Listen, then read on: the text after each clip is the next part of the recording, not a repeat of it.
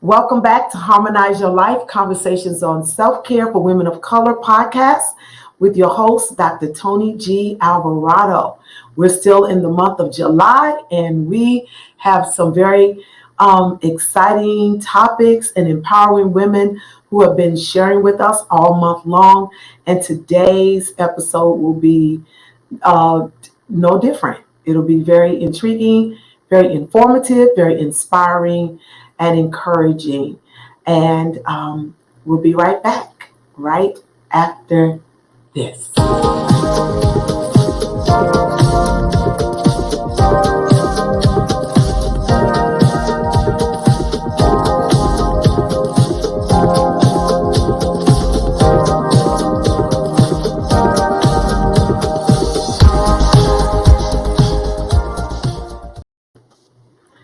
All right, I have with me in the podcast studio today Mrs. Risha C. Taylor. Risha is a registered and licensed dietitian and nutritionist, certified diabetes care and education specialist with over 25 years of experience in nutrition, health, and wellness. She has specialized training in motivational interviewing and has earned advanced level certifications in lifestyle coaching and weight management. Born and raised in the Windy City, y'all know that's my homegirl, right? Risha earned her undergraduate degree from Hampton University and her graduate degree from James Madison University. Risha's goal is to empower, educate, motivate, and propel individuals to be the best version of themselves. She is committed to inspiring others to enjoy the benefits that come from proper nutrition and physical activity. Risha practices what she teaches. When she isn't on an adventure with her family, she enjoys running, swimming, jump rope, and line dancing to stay active. Welcome to the podcast conversation, the Harmonize Your Life podcast, Risha. Thank you. Thank you for having me. I'm so glad to have you with us on today. I also want to say to our audience that Risha and I have a long-time friendship and relationship. Risha and her husband served in our local church for a number of years. She and her family were there with us for a number of years. She is also a graduate of the My Sister's Keeper Foundation Leadership and Life Coaching Program. Actually, Risha was a part of the initial group, the first group of women to matriculate through that program. And I always call them the special class. And really, they have a special place in my heart, all of them, because they worked with me as I was working on my model for the Leadership and Life Coaching Program, as I was working on my Doctor of Ministry degree at Regent University, which took me about 18 months, almost 2 years, to complete that the ministry project and dissertation phase of my DMin work. And Risha was one of the women who graciously accepted the invitation that I gave to be a part of the initial focus group of women that I worked with. And I have such an appreciation for that group of women and for their dedication and assisting me in that work. And now Risha she's always been fabulous, but I enjoy watching her on social media and just seeing the work that she is doing in this space of health and wellness. And I asked Risha to come on today because we're going to talk about the subject, we are what we eat, the role of nutrition in self-care. If you've been tracking with me all month, you'll notice that the women that I've had on have been focused mainly on women in their 50s and above. We had with Sheila Agnew the first week of the month of July, and she talked to us about fitness for women over 50 plus, being a fitness professional herself in her 70s, and she is just fabulous. Then we had Dr. Cheryl Bridges-Johns on talking to us about the gifts of menopause. And so I've asked Risha to come on and talk to us about our nutrition. We're going to talk about nutrition in general, but I specifically asked her to think about some things for women as we age and how important nutrition is for us in our 50s and beyond as we age. And even some of you girls that are in your 30s and 40s, listen up. You're not going to always be 30. You're not going to always be 40. Take it from us. And listen, the stuff that you used to eat when you were 20 years old, you can't eat that stuff when you turn 50. Okay? And Risha's going to help us with a lot of that in our conversation on today. So Risha, will you just share with us, as we begin our conversation, your story and why you're so passionate about helping people in general, but more specifically or particularly women in the area of nutrition, weight management, health, fitness, and wellness. And just share a little bit about your journey and your passion. Absolutely. And thanks again for having me. I started out, believe it or not, I went to school wanting to major in hotel restaurant management, and did an internship in downtown Chicago, and realized that that's not, I showed up to work. I had on my suits and my high heel shoes going into a hotel on Michigan Avenue. And as soon as I got there, they would say, change your clothes. And the first day I put on the kitchen uniform. The next day I put on a housekeeping uniform. And so it just was a little different than what I was thinking. And so I said, well, man, I got to come up with a major that's similar to this hotel restaurant. And so I kind of just went into nutrition just because I could get a degree. I already had classes in that area. But after I went into it and then decided to pursue a graduate degree, the first day of class in my graduate program, the professor had written on the board, "You are what you eat." And, I had heard it many times, like we all have, but it just hit differently in that class setting. And he went on to tell us that the majority of the diseases in our country can be somehow tracked back or related to what we put in our mouth. And number one, I was thinking, well, I'm going to always have a job because we're always putting something in our mouth. But what if I could use that to help others, help myself, help my family? And so that's kind of how I got into it. And through the years, I've just been more and more motivated, specifically women, and some of the challenges that we have, I would have to say, were birthed out of the My Sisters Keeper program that we went through and the life coaching. Just knowing that there's so many amazing sisters out here. We have so much to offer, but oftentimes it's our health that hinders us from being the best version of ourselves we can be. You know what? And I'm so glad you said that. One of my take, I would say one of the things that motivates me for fitness and wellness is my own, number one, in my own journey. I realized for the call of God that's on my life, I could not pursue, minister, or do all the things that God had put inside of me if I was broke down, unhealthy, unfit. And that's not just physically, but mentally, emotionally, spiritually, financially. You know what I'm saying? And you're right. One of the things that hinder us so much from being who God called us to be and being the best version of ourselves is our health. The lack of good health. And so I'm so glad you said that. What good is it for us to have all this talent and vision and abilities, gifts, skills, and abilities, but you can't do anything because you don't have any endurance, you don't have any stamina, endurance, your mood is affected, and it's just so much. It's so interrelated with what we eat and the choices that we make. Wow. What we eat and the choices that we make. I like that. One of the things that hinder us, and if you're taking notes, you need to write this down. One of the things that hinder us from being the best version of ourselves can be our health, whether or not we're in good health.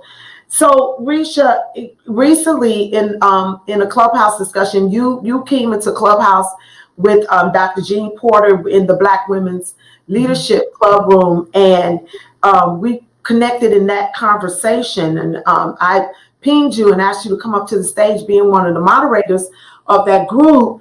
And you said something in that session. I declared, I knew then I had to bring you on the podcast, because it was like bing, light bulb flashing. And I've been saying it, I've repeated it, and I give you credit. Amen. I give you credit, because all good scholars credit their source, right? Amen. But you said something. You said when we eat, we're either fighting disease or feeding it. or feeding disease. Mm-hmm. Oh my God, that literally, it was just like, wow. I had never heard of it like that. And it changed even when I, and when I learned years ago, I used to, when we were kids, we were taught eat everything on your plate, right? And I remember when I first got on this health and wellness journey and fitness self-care journey, and I changed my paradigm, and I even changed it for my children. First of all, I stopped piling so much on my plate and piling so much on my family's plate. But I had to determine at one point in my life, when it came down to whether or not I was going to eat something once I got full, or whether or not I was going to throw it away, because we were taught those things like, better eat all that food, because the people in Africa, but I can't send them this food anyway. Me sending it over there ain't going to help them.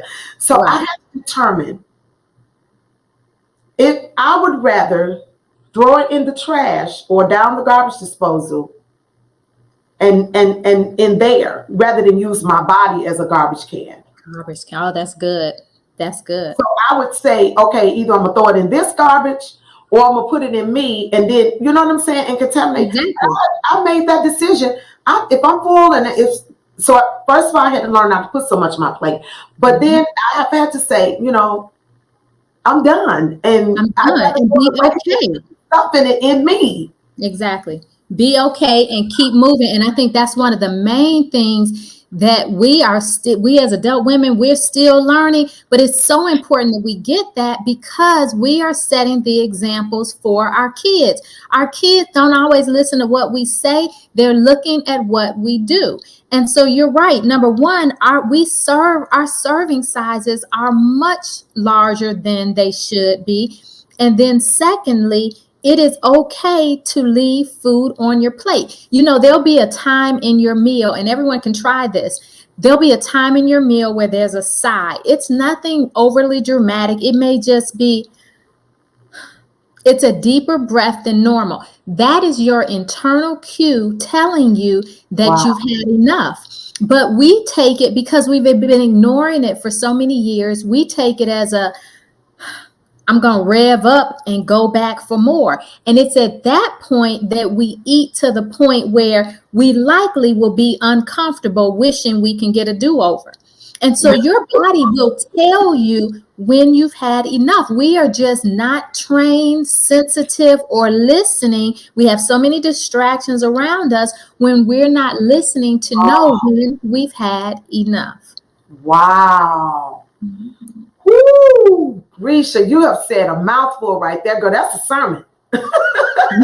I'm serious, because when you say we're not listening to our bodies, think about if we're not listening to our bodies, what other things are we not listening to?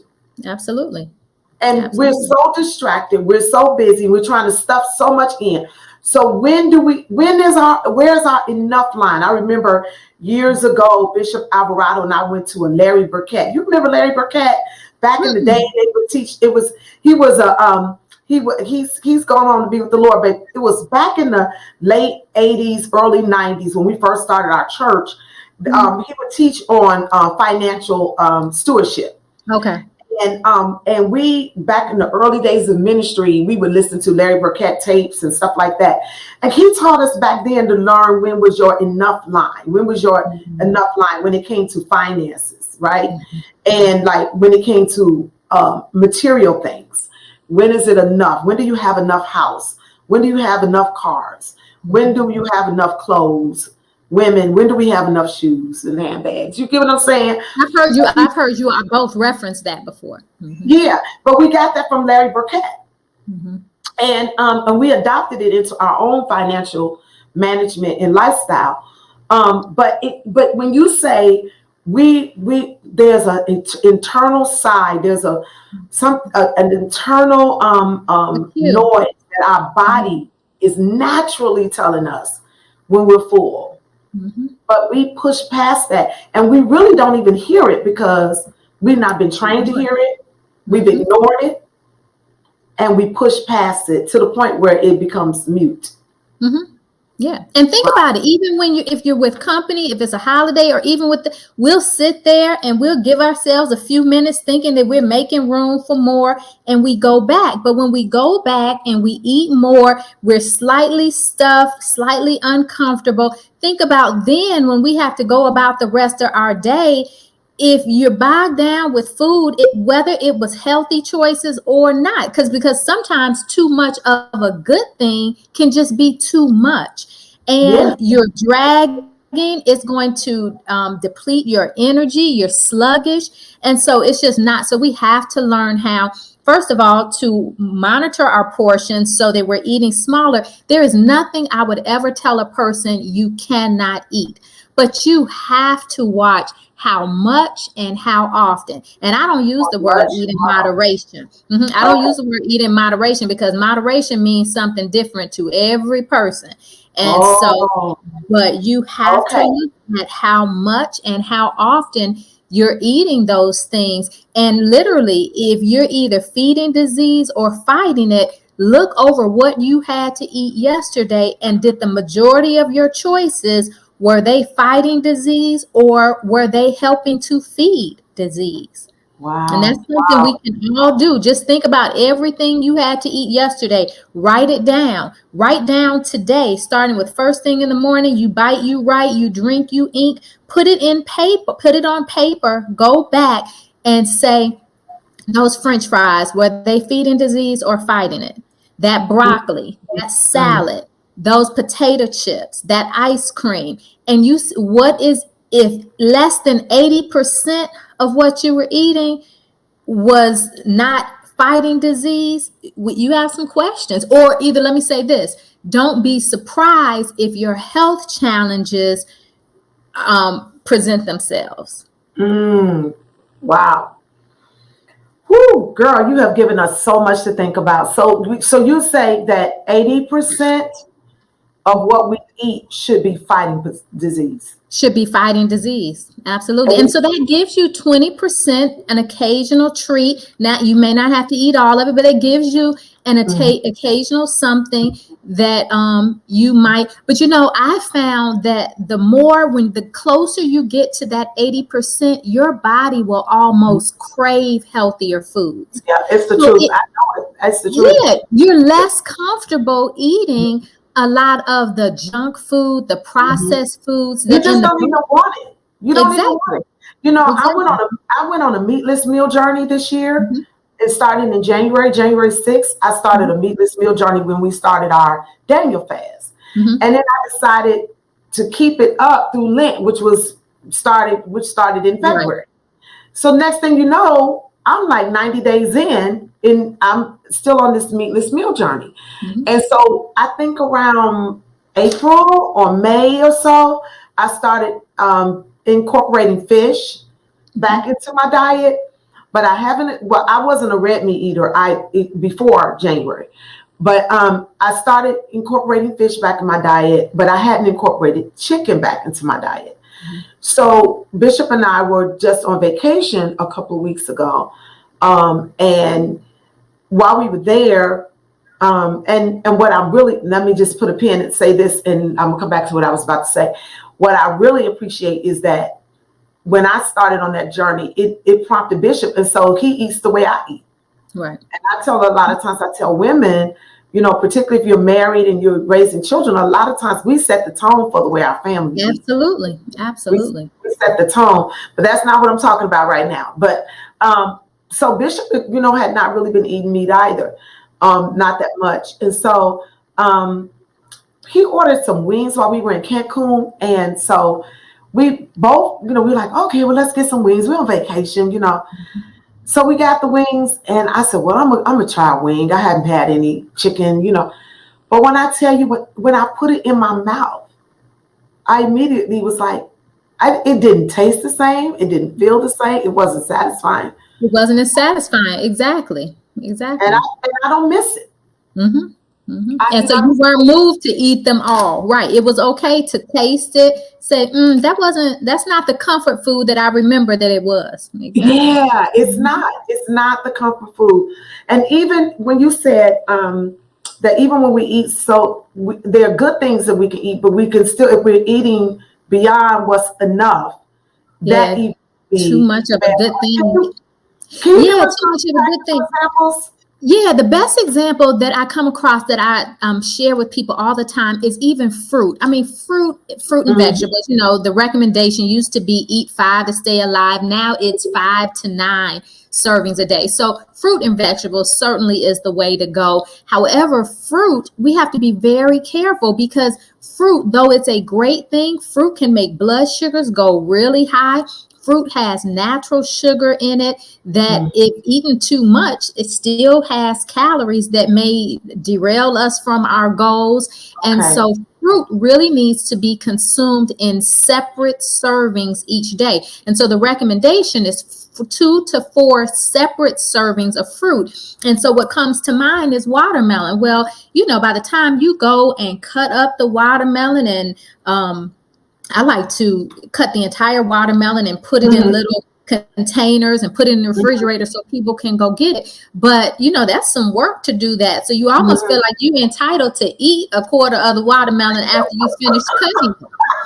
But that could just be too much. And so what's considered a standard serving of cut up or fresh fruit is 1 cup. And one cup. So that means the whole bag of red grapes.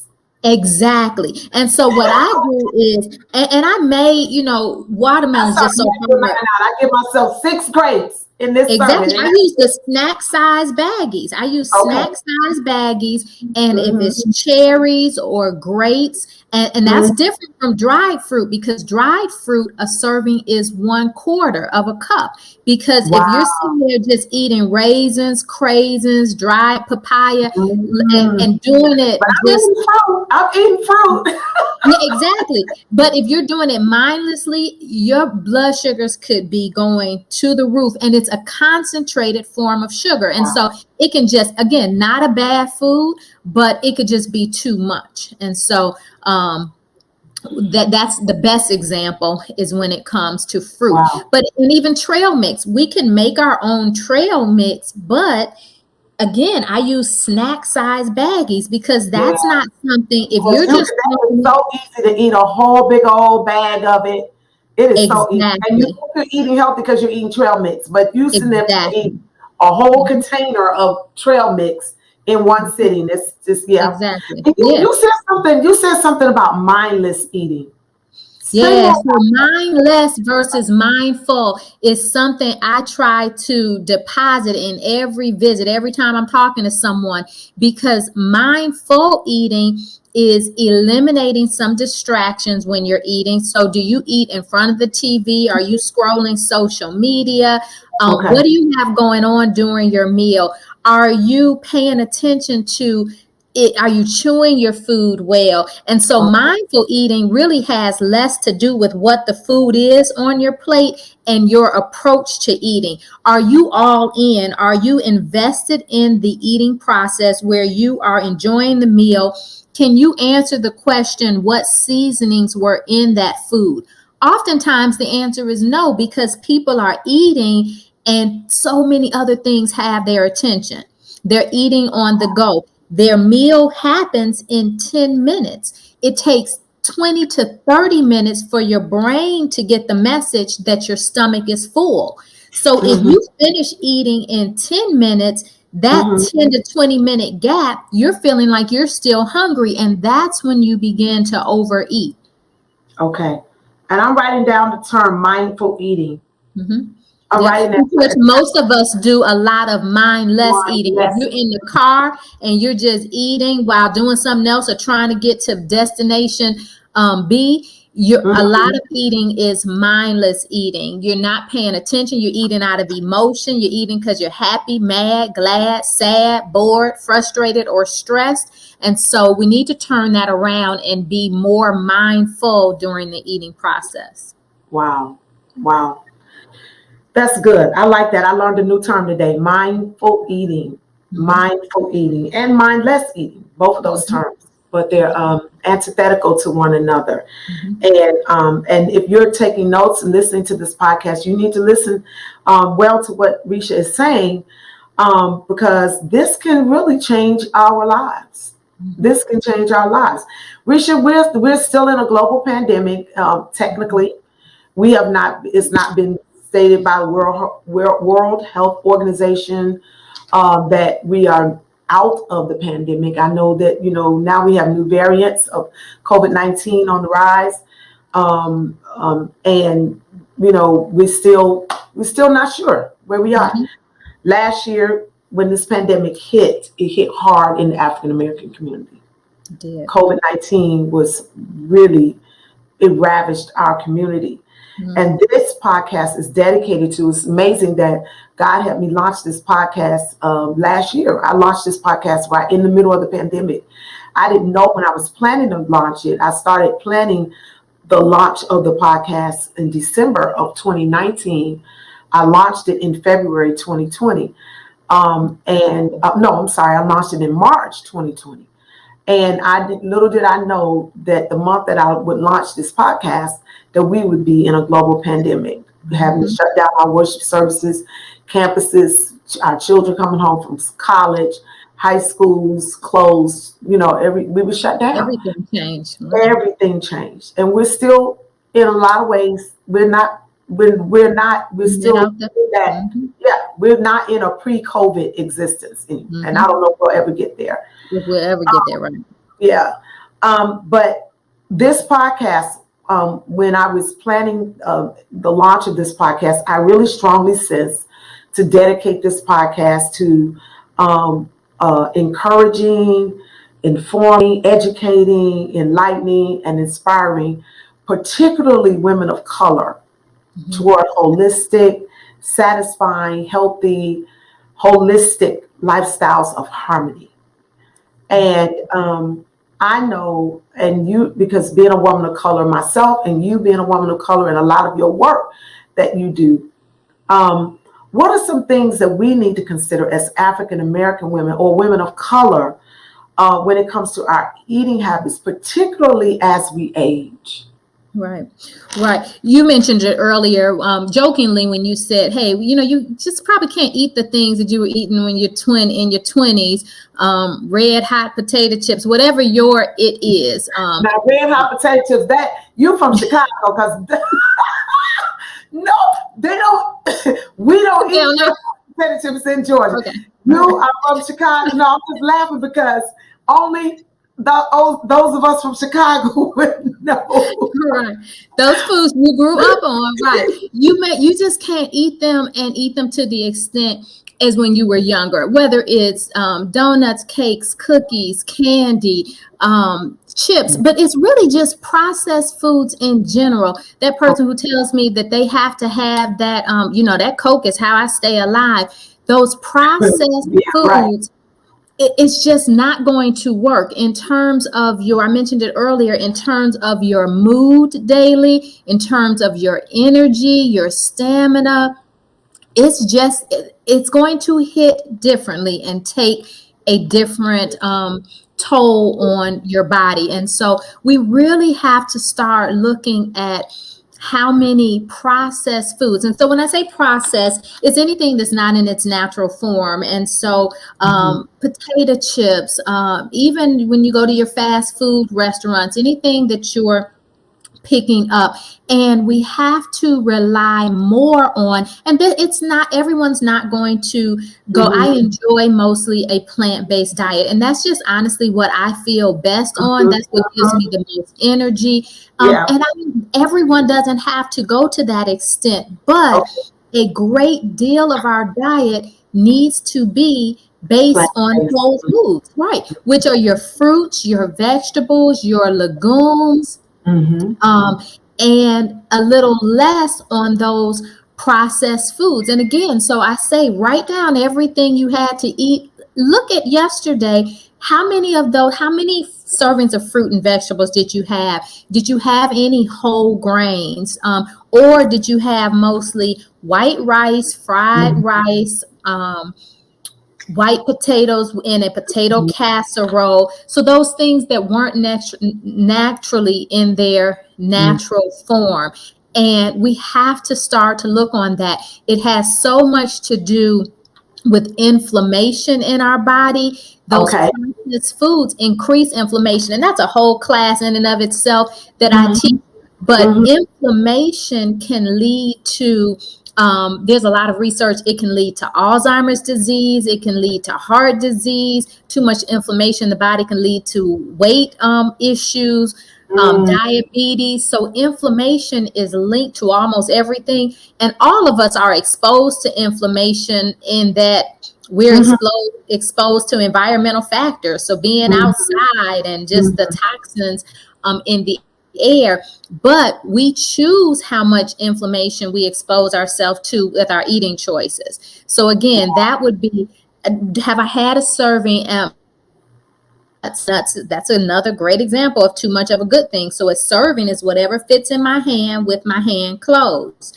So Okay. have I had Whatever any nuts? a serving is whatever fits in my hand with my hand closed. With nuts, exactly. With Okay. Okay. nuts. The nuts or seeds, and that's Okay. with my I see. hand Okay. closed. So it's not Okay. open hands and it's not one after another. Because Okay. with nuts and seeds, every handful I eat is equivalent in calories to a pat of butter. And so if you think it's Oh, healthy just to eat 10 pats of butter a day, then move ahead with your nuts. But so again, you have to watch the amount. But have I had any nuts or seeds? Did I have any whole grains? Another thing we don't talk a lot about is constipation. The older mm, we get, if we're not moving, if we're not adequately hydrated, if we're yeah. not eating fruits, vegetables, whole grains, constipation will be an issue. That is Wow. one of the most prominent issues or problems in nursing homes across America. It's constipation, and people, we Yeah. don't talk about it. So Mm-hmm. some And people bowel aren't obstructions. verbal. Mm-hmm. Mm-hmm. Yep, some Mm-hmm. people aren't verbal and can't communicate it. Some Mm-hmm. people just feel really bad and they don't even realize that they are constipated. But in terms of your overall mood, your energy, your health, we have to increase fruits, vegetables, whole grains. And so your whole grains would be brown rice.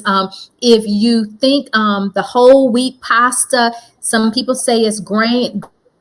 Brown rice pasta is delicious. It has a great texture, but it's a whole grain. So increasing your whole grains, your fruit, your vegetables, and you can include some nuts and legumes. All of those things will help keep you regular and avoid constipation. But again, the fruits and vegetables, they start the ball rolling, but being adequately hydrated is what's going to finish it up, because we can't increase all these fruits, vegetables, whole grains, and not give ourselves enough water.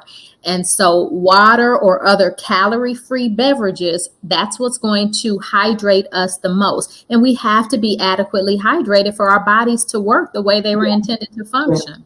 Exactly. Wow. Mhm. Well, you've given us a whole class, a whole nutrition class on this in this one conversation. You are just a wealth of knowledge and information and empowerment, and I appreciate that. Much of your work is centered around diabetes, Risha, Mhm. and why is that? Tell us why that is, and how important is it for us to know our numbers when it comes to A1C levels, blood pressure, cholesterol, and the like. Yeah, those are numbers we have to know, just like we know our name and we know our age. We have to know those numbers. In America, 1 in 4 adults over age 65 have diabetes or will be diagnosed with diabetes. It's in our neighborhoods, diabetes and high blood pressure. That's why COVID hit our community as hard as it did, just because we had more of those underlying conditions. And we don't all know our family history, but if a person is over age 45, if they carry fat around their midsection, they have a parent or a sibling with diabetes, it's not a question of when they're going to get diabetes. It's not a question of if they're going to get diabetes. It's really when. Yeah. And so it's so prevalent in our community. Even people who tell me, oh, no, I don't have any family history. I have to come back and say, we don't have family history that you don't have family history that you know of. Because a lot of us, if we talk to our parents, grandparents, great-great-grandparents, they may not have been going to the doctor the way. There was a strong mistrust of doctors and medicine, and they may not have gone to the doctor. Some doctors weren't testing A1C. So if I meet a person today and they have not heard of A1C or have not had their A1C tested, that's the very first thing they need to do. And knowing your numbers just tells you where you are in the game. And so identifying an issue is always going to be the first step. And so diabetes, we all know that it's an issue in our community, but what if we don't currently have diabetes? We all need to be working to prevent diabetes. And how do we do that? We watch what we're eating. We eat more foods that are fighting disease. We make sure we're active. We are rethinking our drink, and that's all of our drinks, and making sure that we're not drinking sugar beverages or even Starbucks. If you got to hit Starbucks every day, that's something you may need to rethink what you're drinking, and that we're including some exercise or activity. And so diabetes and even high blood pressure, they say it's the silent killer. In our community, it's not silent anymore. So our food, when you're eating processed foods, way too much sodium, way too much fat, added fat, hidden fat, and that they're increasing the calories. And the more calories we take in, and some of us, especially around COVID, it's the weirdest thing to me. People tell me because of COVID, they weren't active. And I said, because of COVID, everybody was in the house. You couldn't go nowhere. Why couldn't you be active? Yeah, you might not have gone to the gym, but that everything's on YouTube. So that just doesn't, I just look at a person. Tell me more. Tell me more about that, because that doesn't add up.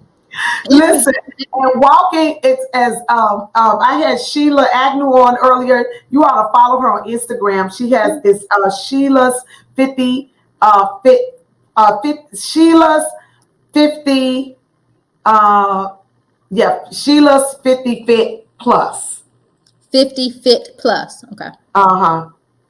Or no, Sheila's Fit 50 Plus. I'm sorry, I had that wrong. Sheila's Fit 50 Plus. 50 Plus. Yeah, okay. That's right. Sheila's Fit at Sheila's Fit 50 Plus. And I had her on yesterday. She's 70 years old. And I mean, she focuses on exercise and fitness for women, particularly women, but men and women over 50. And she does a lot of work with those who have had corrective surgeries like knee replacement, hip replacements, and stuff like that. So she works with she really focuses her work around those who are over 50 and those who maybe have had surgeries and things, and showing them how they can continue to be fit and move their bodies. Okay. But she said she had a term that I was like, oh my gosh. She said walking is free 99. Free 99. It's free 99. Exactly. She And said, I mean, "Don't go outside. It's free 99."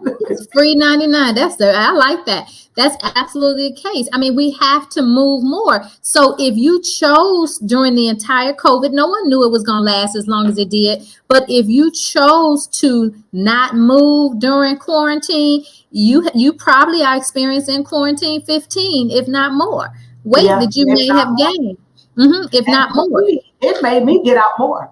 I started walking more in the Mhm. pandemic. It I gave walked. me more time. It gave Exactly. me more time. My schedule lightened Yes, up. I Lord. wasn't running to all these meetings. I was on Zoom in the evening. I wasn't running kids back and forth. And so it's how you spent your time. But I mean, none of us, we can't do anything about anything that happened prior to today, but Start we have today. everything going for what happens in the future. And Yep. when we We know can better, we start ought to do better. Yeah. exactly when we know better, we do better, and we can start right now. No sense in being Right. guilty. This is not a guilt and condemnation thing, Absolutely. but there's no time like the present. Start No time like the present. today Yeah. and start where you are. I And started with a start where trend. you are. Exactly. We can't all do the same thing, but we all can do something. And it's Something. identifying that something that you can do. Don't why I mean I tell people, don't look at everybody's social media will mess you up sometimes because you're looking at people running marathons. I had a direct message from a girl, and she said, and it's an associate in Chicago. I know her, but we're not friends. And she said, man, I hate it when you stop exercising because I stopped exercising. And I'm reading it like, what are you talking about? And there was a season where I was posting my runs every morning on Instagram with either of my run stats or with like a little Yeah, yeah. quote. And I don't know, something happened. I just stopped doing it. And then this year, one of my words for this year is to be intentional. And so I'm intentionally not spending as much time on social media just Okay. because there's some other things that I want to do. So I don't do that. But I've not missed. I had a procedure. And so when I had a procedure, I did something different. I might have done yoga at home, but I've not missed meeting my run group in the morning. I've not missed my exercise, but I just didn't post it. And here you are looking at me thinking that I'm not doing anything. So you're not doing anything. So That's I was crazy. like, wow, That is right. absolutely crazy. And I started posting my workouts. I post mine every morning, Monday through Friday. And I really didn't start it to start anything. I just did it a few times and people were like, "Oh my God." So one of my hashtags is fitness motivation. So I post to motivate, to inspire, Mm-hmm. whatever. It's part of what I feel like I'm supposed to be doing. It is part of the self-care, this whole Mm-hmm. self-care movement that I feel God has launched me, that I've launched out into. And And it is but motivating. Yep. it is. But the thing is, here's the thing: I don't post everything that I do. Mm-hmm.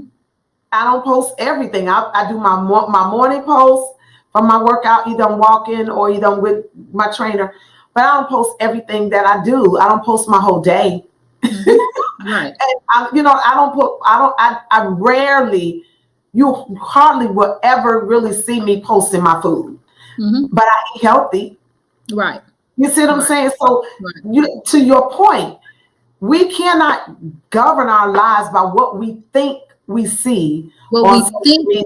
okay, that's key. What we think that we see on social media, because as motivating as it can be, some people are at home in tears because they can't do it like you do it, and you just don't And know. you just got to do what you. I was looking at our girl Latasha No, Lou. She was doing something on her Instagram this week, and I looked at that thing and I said, "Child, I ain't no way I can do that." right.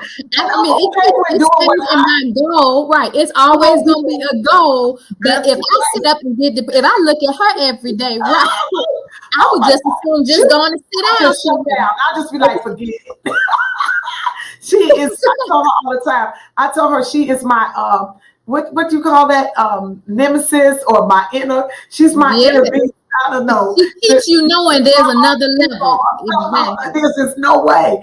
But I Mm-hmm. do what I can do at my Do 58 what you years can do. old self.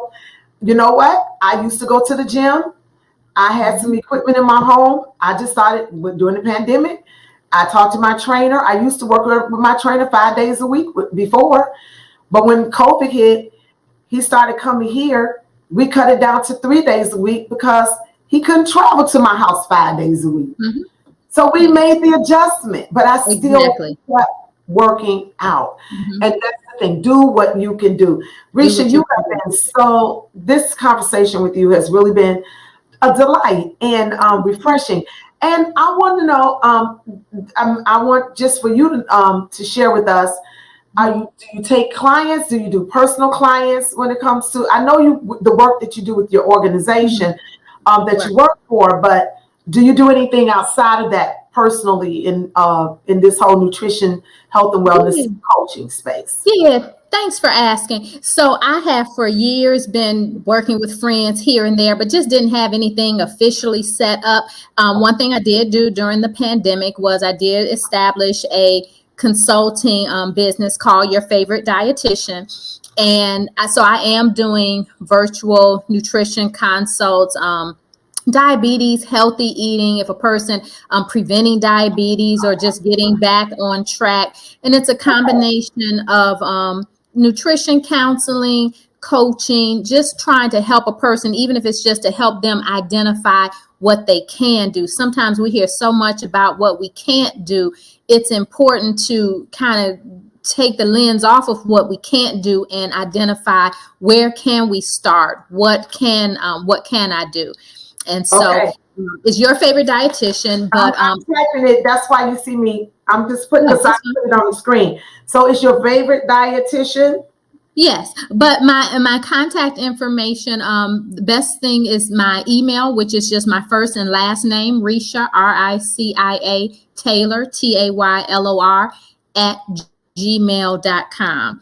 And then I could get, if anyone was interested, I could get them more information. gmail.com. And I'm going to put your Instagram up there as well. I know you're not on social media as much, but a lot of times. I am, but yes. Yeah, people connect with us via social media. So I just want everybody to know this is Ricia Taylor, and she has launched out now into her own health and wellness coaching space and business. And she's doing that under the name of Your Favorite Dietitian. And you can reach out to Ricia if you need coaching in this space, particularly as relates to your diet, as relates to nutrition and those kind of things. Check her out at Ricia Taylor at gmail.com. All right. And it's an extra I in there. Yep. It's RICIA. Yep. Did I do that right? It's a I, RICIA. Let me fix that. Okay. RICI. I got it now. Yep. Save. Ariel teach me how to do all this stuff. I know. Okay. Ricia Taylor at gmail.com. That's RICIA. For those of you who are listening, RICIA Taylor, TAYLOR at gmail.com. Those of you that are watching us on YouTube, I hope you're watching us on YouTube. And if you're not, go to my YouTube channel and subscribe so you can continue to get more of this type of information on the Harmonize Your Life podcast. So Ricia Taylor is taking clients. And so I want you to look her up because we want to be whole, spirit, soul, and body. Thank you. And so listen, those of you that are just tuning in or tuned in late, you are listening to the Harmonize Your Life Conversations on Self-Care for Women of Color podcast with Dr. Toni Alvarado. I want you to know that you can find this podcast on Apple, on Google, on Spotify. You can also find us on YouTube. Follow us on YouTube. Go there. Subscribe to my YouTube channel, y'all. I'm trying to get my YouTube following up. So go there and connect, because you can not only listen to the podcast, but you can watch it. Some of you all are more visual learners.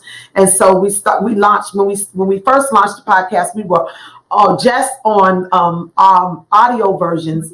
But now we're a visual version with our videos that we post and upload every week on YouTube. So you can go there to Dr. Toni G. Alvarado's YouTube channel, and you can watch as well as listen to these conversations. You can share them with friends. It's free information. Y'all know, go to YouTube University, because we're out there in YouTube University. Okay. I want you to know that you can go to my website at drtonyalvarado.com, and you can find our Harmony Fitness apparel there. We have fitness apparel, workout. We got fitness pants. We have t-shirts. We have bling t-shirts that you can be cute in. We have dry fit t-shirts that you can work out in, and we even have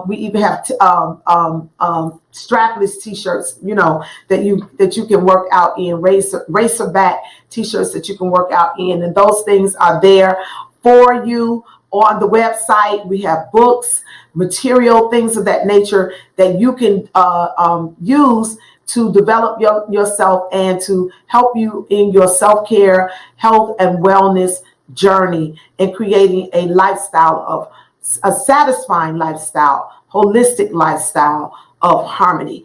Risha, one last thing. Do you have one last pearl of wisdom that you can share with us as we're on our way out?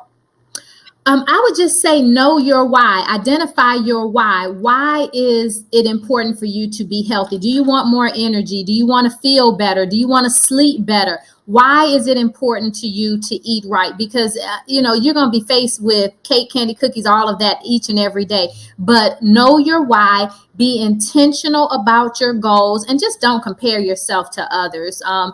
Just do what you can do. There's no race. Run your races, your pace, and but be intentional. Identify your why. Give it some thought. Why is this important? Do I have a family history? Why? And that will help you just kind of hone in on your goals, and then just be intentional. Whether it's one thing you do a week, this week can just be tracking what you eat. Next week, you can worry about making some changes, but be intentional on doing something. Mm-hmm. We only get one chance at this life, and we want to make the best of it. Be intentional. That's your word for the year, Risha. Intentional. I like that. Know your why. Be intentional about your goals, and don't compare yourself to others. You don't know what other people are doing, so don't compare yourself to others. Thank you again, Risha. Thank you so much. Again real soon. All right. Thank you. Okay. Bye-bye. Bye-bye.